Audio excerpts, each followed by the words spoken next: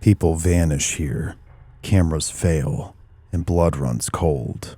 Those who come looking for answers often leave with scars they can't explain, if they leave at all. Locals call it cursed. Scientists call it an anomaly. Those who have stepped foot into it simply call it hell. Today, we will be covering the terrifying and enigmatic place simply known as Hoia-Baciu Forest, here on Mystery Archives.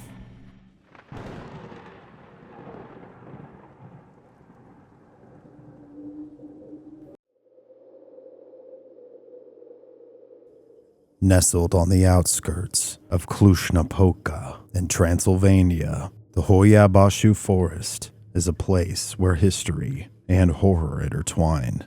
Beneath its canopy lie traces of Romania's oldest Neolithic settlement, a 6,500-year-old burial ground, and the ruins of ancient houses.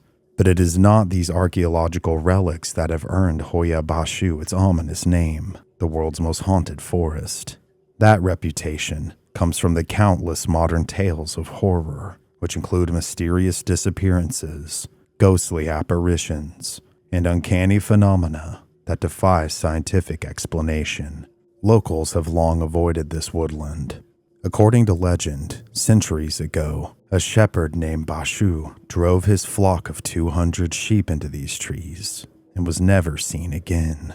To this day, many in Cluj refuse to enter Hoia-Baciu, whispering that those who wander under its twisted boughs risk vanishing into thin air. Those brave enough to test the forest boundaries often emerge shaken and marked, sometimes literally. Visitors speak of sudden rashes and burns that rise on their skin, intense headaches, and nausea striking without warning, and an overwhelming feeling that something unseen is watching you from the shadows. Electronic devices go haywire, phones die, cameras refuse to function, and compasses spin uselessly, as if the forest exists in a realm where north and south have no meaning. In older times, villagers attributed these disturbances to evil spirits or the devil himself, a curse on the land that made animals panic and humans flee in dread. Modern science is yet to offer a better explanation, which is why Hoia-Baciu's eerie lore only continues to grow. This grainy photograph of a disc-shaped craft over the Hoia-Baciu clearing remains one of the forest's most iconic mysteries. Barnea, a 45-year-old military technician, was spending a quiet August afternoon picnicking in the forest with his girlfriend and two friends when the silence was broken by a shout. It was shortly past noon on August 18th of 1968, a bright clear day, and Barnea had wandered off to gather some firewood. His friends' urgent cries quickly made him sprint back to the clearing where they had laid their picnic. There, above the tree line, was a spectacular sight unfolding. A round, metallic object hovered effortlessly in the sky, glinting in the sunlight. The thing was unlike any aircraft they knew. It was perfectly silent, drifting over the clearing. With their hearts pounding, Barnea raised the 35mm camera he had brought along and managed to snap a sequence of 3 photographs. Through the lens, he watched the flying saucer circle slowly over the forest, then suddenly execute a strange, tilting maneuver, almost a playful mid-air tumble, before going out of sight at an incredible speed. In the span of a breath, the object was gone. And sitting stunned, Barnea and his friends realized that they had witnessed something truly extraordinary. And indeed, when his photos were developed, they revealed a clear, dome-shaped disc against the afternoon sky, tangible evidence that would soon thrust Hoia-Baciu Forest into the international spotlight. Barnea's images, published in local newspapers, gave the forest its first taste of global notoriety. UFO enthusiasts around the world were astonished. Here was a credible eyewitness, a sober military man, presenting what appeared to be one of the clearest UFO photographs ever taken in Romania. Yet for Emil Barnea himself, the encounter brought misfortune. In 1968, Romania was under a communist regime, deeply hostile to superstitions and paranormal tales, admitting that he saw an otherworldly craft, and worse, providing photographic proof, did not sit well with the authorities. Barnea was derided by his superiors, and before long, this upstanding technician was summarily fired from his job for daring to report a flying saucer. His sighting was officially ignored. There were no tabloids or TV shows in communist Romania that would celebrate such a story. But still, the legend quietly grew. The photos survived, and years later after the regime fell, they resurfaced abroad. In 1977, Barnea's remarkable pictures were presented at a UFO conference in Acapulco, astonishing researchers who deemed them some of the most compelling UFO images ever captured. To this day, no one has provided a definitive explanation for what Barnea captured on film. He gained no riches or fame from it, only a footnote in the halls of history of the unexplained. And Barnea was not alone in suffering consequences for delving into the forest's secrets.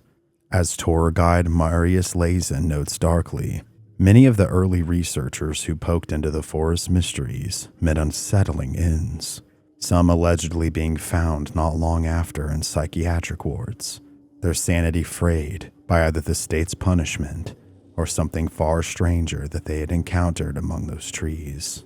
If UFOs initially brought Hoia-Baciu fame, it's ghosts and phantoms that cemented its infamy. Over the years, scores of people have reported encountering apparitions in these woods. Pale figures peering out from behind gnarled trunks, shadowy silhouettes that flit between the trees and then dissolve into thin air. One early explorer of the forest, biologist Alexandru Sift, found that his camera picked up things that his eyes did not. In the 1950s, Sift conducted a series of solitary expeditions into Hoia-Baciu and snapped hundreds of photos. When he developed them in his darkroom, he was astonished to see unexplainable shapes in the frames, faces and figures lurking in the background. The local villagers to whom Sift showed the images to were terrified. To them, it confirmed what they had always suspected, that spirits roamed the forest.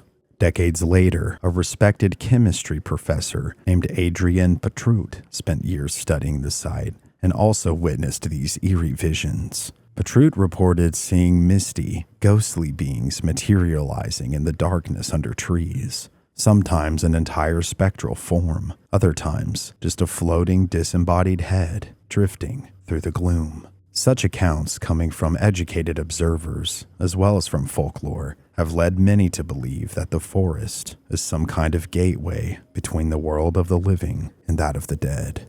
The very air in Hoia-Baciu seems charged with unseen presences, giving anyone who enters an immediate prickling of the skin and the sense that they are never truly alone. For those who wander the crooked paths of Hoia-Baciu Forest at night, it's often what you hear that provokes terror.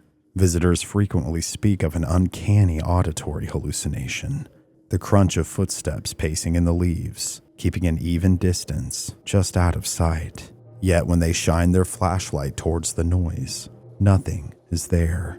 Others describe whispers floating on the breeze, or bursts of distant, disembodied laughter echoing between the trees, as though some unseen figures are mocking their very presence. And occasionally, the encounters turn physical. More than one traveler has felt an invisible hand on their shoulder or push them in the back, delivering a shock of adrenaline and fear.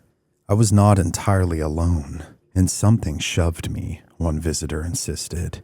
Yet no branch or root had caused their stumble. Tour guides have learned to take such reports seriously, as they occur with alarming consistency. People enter the forest brimming with skepticism, only to emerge pale and wide-eyed, convinced that they were touched or even stalked by unseen entities. The forest's oppressive atmosphere amplifies every fear. It is easy to imagine eyes watching from the dense undergrowth, or to misinterpret a swaying branch as a human figure. But in Hoia-Baciu, so many independent witnesses have described the same phenomena, the same giggling echoes, the same dark silhouettes sitting on the edge of vision. One especially harrowing incident illustrates just how these experiences can feel. On the evening of August 18th of 1999, exactly 31 years to the day after Emil Barnea's UFO sighting, a group of 5 Cluj-Napoca locals decided to camp near the infamous central clearing of Hoia-Baciu. They had heard the legends and came equipped with flashlights and a healthy dose of skepticism. As twilight fell, however, the forest's mood seemed to change. An unnatural coldness descended around them, drastic enough that the friends found themselves shivering on a warm summer night. Their compass needles began spinning erratically, and their GPS units flickered out. Phone batteries that were fully charged an hour before suddenly drained to zero, cutting off their connection to the outside world. Then came the footfalls. They were heavy, deliberate steps trudging in a circle around their campsite. The group fell silent, shining their flashlights into the black timberline, expecting at any moment to catch the gleam of an animal's eyes. But the lights revealed nothing except gnarled tree trunks. The footsteps persisted, now accompanied by faint whispering voices and a single peal of muffled laughter that sent a jolt of panic through the campers. With their fears rising, they huddled together, back to back. That's when one of them spotted a shape between the trees, a fleeting shadow, humanoid, but impossibly fast, fleeting from one trunk to the next in the distance. Another cry rang out as one of the hikers felt a sharp pain across his forearm. Under the beam of the flashlight, 3 fresh scratches were revealed slashed across the skin. It was as if an invisible claw had raked him. That was enough to send the party scrambling out of the forest in a blind, stumbling dash. They didn't stop running until the trees thinned, and they burst out onto the nearest road. Only later, after catching their breaths, under the safe glow of street lamps, did they realize that the footsteps and whispers had ceased as abruptly as they had began, and their previously dead phones flickered back to life, their batteries mysteriously restored. The group could only conclude that something in that clearing had toyed with them. Their story, passed down among locals, has become one of the forest's well-known cautionary tales, a modern campfire story with the power even to make cynics reconsider a nighttime hike. Of all of Hoia-Baciu's legends, perhaps the most unsettling is the tale of the little girl who vanished. The story has many variations, but most can agree on the core details. In the early 1980s, as some tell it, a family from Cluj-Napoca was picnicking in a sunny meadow at the forest's edge when their 5-year-old daughter wandered away chasing a butterfly. In just a few minutes, the parents had taken their eyes off her. The girl had slipped past the tree line and into the shadows of Hoia-Baciu, and she did not come back. Distraught, the family initiated a massive search. Police combed every trail. Volunteers and shepherds scoured the woods for weeks, but not a single clue turned up. It was as if the forest had swallowed the child whole. Years passed, and then, on a misty autumn day, 5 years to the day of her disappearance, the little girl emerged from the forest at the same exact spot where she had vanished. She was calm, standing, and calling for her mother as if nothing had happened. To the shock of it all, the girl had not aged a single day. She was still 5 years old, wearing the same cotton dress and shoes she had gone missing in. Strangest of all, the garments looked clean, not tattered by 5 years' worth of elements. The child was taken to the hospital, and investigators gently questioned her. She appeared healthy, unharmed, and utterly confused. She could recall nothing of where she had been.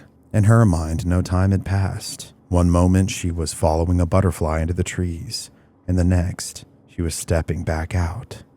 How do you explain such a case? Some locals conclude that Hoia-Baciu's supernatural forces had pulled the girl into a time vortex or an alternate dimension, holding her outside of time for 5 long years. Others more cynically suggest that it was all a hoax or a tragic mix-up with another lost child. And in truth, there are no official records to verify this story. It lives on as folklore rather than documented fact. Yet many swear it's true. The tale of the time-traveling girl. It's often recounted in hushed tones by those who claim that the forest can bend the very rules of reality. Deep within Hoia-Baciu, even the forest's vegetation appears to bear a curse. The trees themselves grow in distorted and human shapes. Trunks abruptly bend at sharp 90-degree angles, then twist back upright. Others curl and spiral into corkscrew patterns, as if melted by some infernal heat.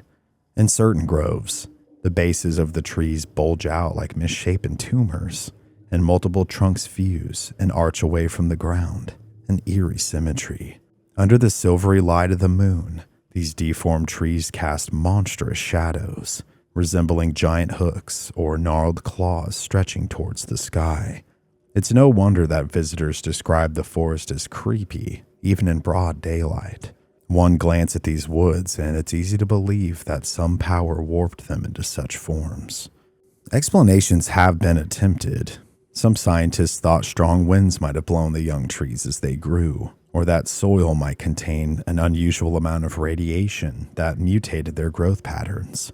But detailed investigations have found no clear evidence of any environmental factors to account for the trees' grotesque shapes, so the mystery stands.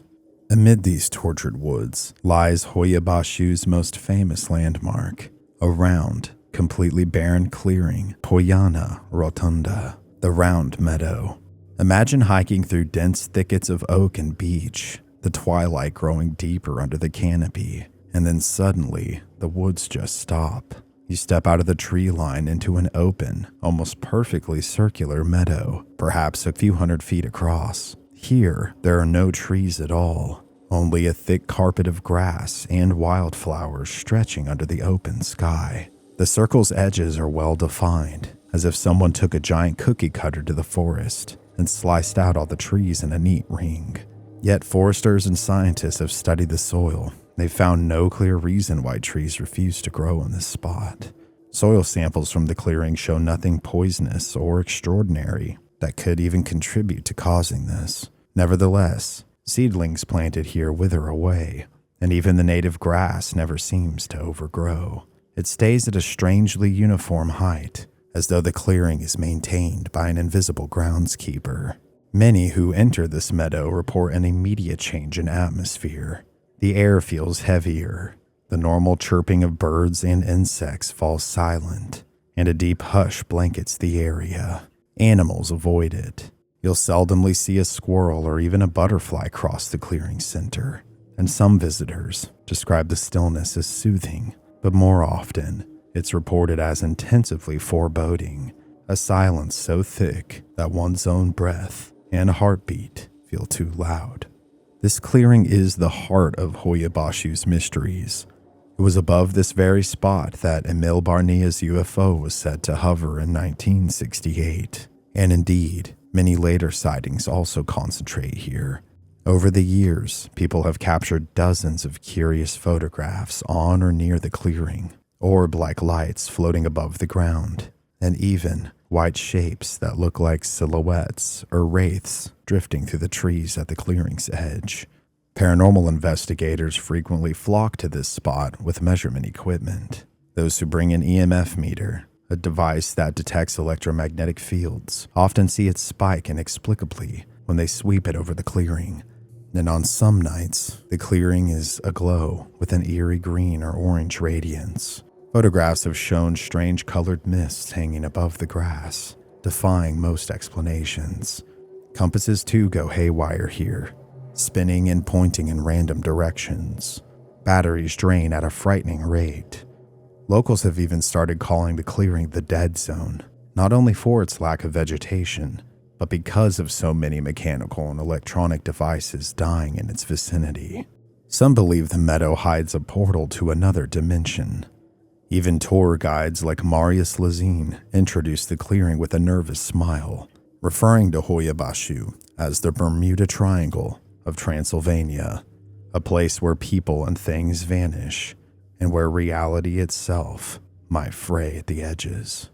For all its horrors and wonders, Hoia-Baciu Forest remains an enigma, a place that sits on the boundary between legend and reality.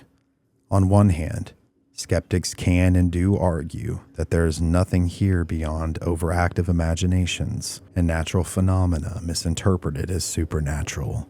After all, there are no scientific investigations that have ever conclusively proven a paranormal presence in the forest. Researchers have logged hours of data on magnetic fields, soil composition, and wildlife behavior, and have found nothing definitive that points to ghosts or aliens.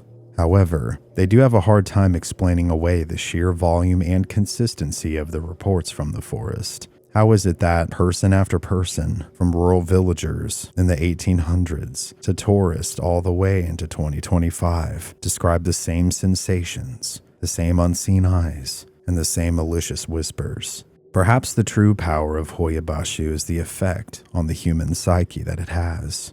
It seems as though the forest feeds on our deepest fears and curiosities, leaving us to wonder whether we've encountered something truly not of this world, or merely the ghosts of our own imagination. Either way, once you've walked among the twisted trees of Hoia-Baciu, you carry a piece of its darkness with you, a story to tell, a shiver of a memory, a reminder that some places are marvelously, irreducibly unknown. Thank you guys so much for watching this newest video. This one's been requested for a while, so I hope I did the overall story justice. I tried to keep it kind of concise with a couple of stories, but still tried to give it that deep dive feel. So if you liked the video, please give it a like, subscribe if you're new here, share it around, and leave me a comment letting me know your thoughts down below. Other than that, guys, check out my Patreon at patreon.com/mysteryarchives, where on the second tier onward, you get access to all my content ad-free, plus some other stuff. You can also directly support me by buying any of my books or merchandise or necklaces and crafts now over at mysteryarchives.myshopify.com. Make sure to follow me on Facebook and Spotify as well. And with that, thank you guys so much as always. This has been Cody here at Mystery Archives. Make sure to stay safe out there from going missing, from shadow figures, UFOs, and more. And I'll see you next time. Take care.